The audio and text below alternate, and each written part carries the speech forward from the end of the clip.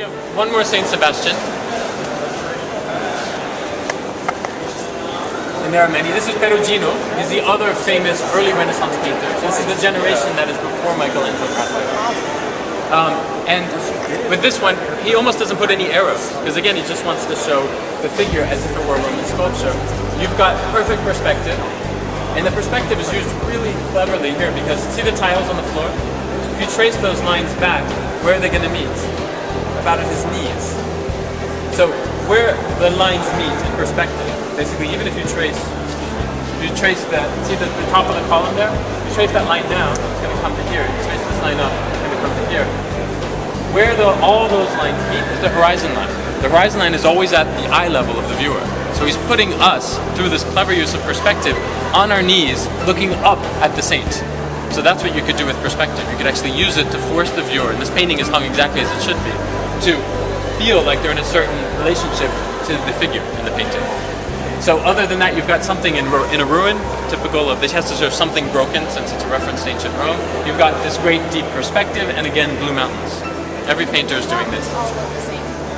More or less. They look like, but basically, Leonardo da Vinci, we'll see, it's actually what we're going to see next, he's the father of the Renaissance, literally. And so he changes the way people paint, they start copying him, and things like that become just stamped. This guy, Michael, is freaking fabulous. His knowledge. Yeah, we should get so John good. to hire him. Yeah. So these are basically some of the most important paintings in the Louvre.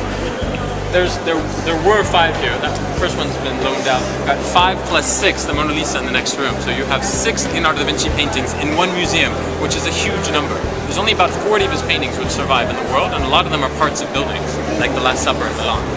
So the reason they're all here is because I mentioned before, Francois I invites Leonardo da Vinci at the end of his life to come to Paris, and this is where he dies. So when he dies, all of these paintings, which he had with him his whole life, he leaves here, and they become part of the king's collection. So it's really interesting because these are some of the most fascinating paintings that he's ever made. He has them with him because for some reason he didn't want to part with them. Either the client rejected it, he liked it too much, it was unfinished, or he made it here in the case of just this one next painting. But basically there's always something unique about them, and this one is the most important. This is Madonna of the Rocks, and in this we can see everything that Leonardo da Vinci invents in painting. The first and the most obvious, can everyone see well? Oui. The first and the most obvious is chiaroscuro. You ever heard the term before? Chiaro in Italian means light, scuro means dark. So what he does is he creates this incredibly dramatic lighting where you have this very bright light on one side and dark shadow on the other. So it creates these dramatic scenes. Chiaroscuro. The other thing he invents is he says that the figures in a painting all have to be in a triangle. So all of his pieces, even the Mona Lisa, all of these, make a triangle, and he says that's how you get a harmonious composition. Also, he said that what Brunelleschi said about perspective was correct, about how you construct it with the lines, I think that sense of depth, but he said that there's more to it than that. He says that the atmosphere has a density to it, so that light actually filters through it differently through distance, so that things which are very far away lose the warm colors. So he says the background is always very blue color, like bluish. That's why he always puts these blue mountains in there, because he says they're off in the distance, so they don't have those warm colors. So after him, everybody, we're seeing it so far, starts adding blue mountains to show that they've learned what Leonardo da Vinci has learned. The rocks, by the way, this is Madonna of the Rocks, are completely invented. He wasn't just a painter, he was the true Renaissance man. He did everything. He invented the first helicopter, he invented the first tank, he invented the battlements around Milan. He was an architect, he was so many different things. And he loved geology. So he just made up these rocks. There's nothing like this in Italy, he just invented it. The Last Supper in Milan, the monks could actually watch him come in and paint, and he would come in one day and maybe paint a whole hand. And the next day he'd come in and touch up the finger, and he'd spend a month on that one finger. So he was a perfectionist, he would never finish many things, and that's why he only did 40 works, which survived his life. So in all the time he was in France, which is about 8 years, he only made one painting, it's this one. And this figure, typical, he considers this the sort of height of his chiaroscuro phase. You see how that extreme light on one side that is literally emerging from the darkness? And what's interesting about that is that, can everybody see? Yeah. Is that it creates this ambiguity. You can't even tell if this is a man or a woman. And he loved to play with these kinds of, sort of extremes of dark and light, of ambiguity, and even of gender, which we can even talk a little bit about with the Mona Lisa. So here, at first glance, it almost looks like one of his female noble portraits. He did a lot of them. You see one there, it's just like the Mona Lisa as well. But if you look closely, and you're really gonna have to look closely since you're back of it. See his finger? He's pointing up. Just behind his finger is this cross. No, it wasn't out of there. It was there from the beginning. And if you really start to look, you can see part of the animal skin around that Saint John the Baptist is always said to wear. Yeah. So it's very subtle. It doesn't help that there's glass on top of it. But in any event, it's all there. But you have this extreme chiaroscuro, which for him, this is sort of the pinnacle of that style. And in the end, it's the last painting I love really about it that is unique from any of the other paintings.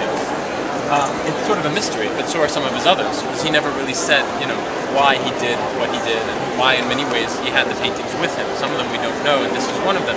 Why does he still have his painting with him at the end of his life? Was it rejected by the patron? Did he take too long to paint it? Did he like it too much to part with it? Did he actually make another one? We have no idea. So he kept all of these notebooks, which he wrote about his ideas, his inventions. The helicopter I told you about, he invented there, the tank and all that. But he never wrote about what he did. So it just remains a huge mystery. The Mona Lisa, they believe, is Madonna Lisa dal Giocondo. In English, we shorten Madonna to Mona, so Lady Lisa.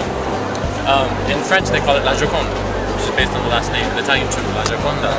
And so that's who they believe it is. Although somebody first said that about this 70 years after he made it. So it's still sort of guessing.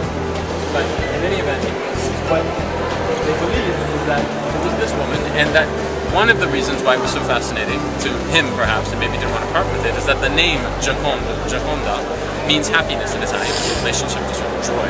And so maybe this full sort of fascination with the smile, the way that, if you cover up her mouth, it doesn't look like she's smiling, her eyes are very still.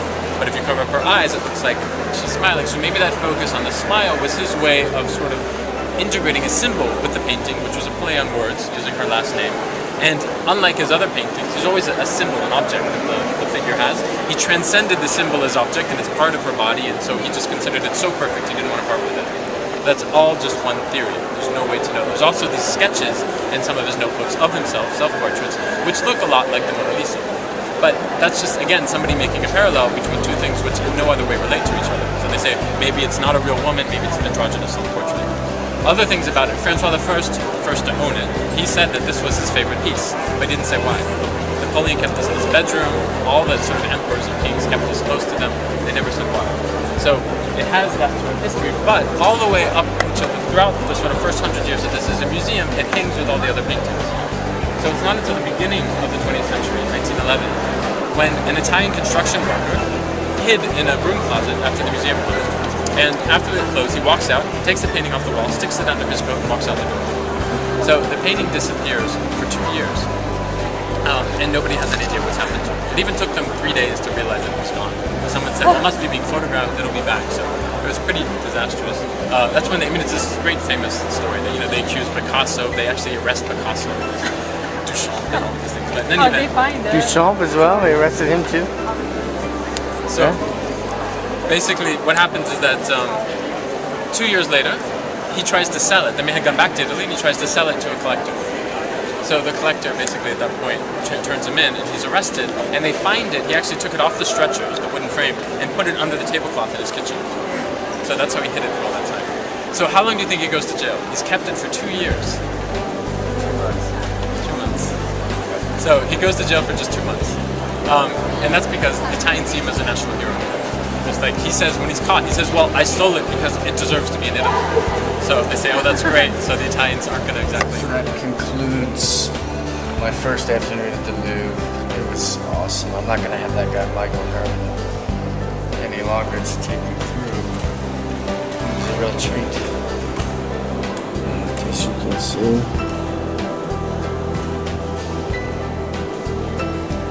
every inch of this place is amazing. A lifetime, really. It's been so long to figure it out. But I just found the painting of Duchamp, my favorite painter of all time. And just don't really have the words. See you next time.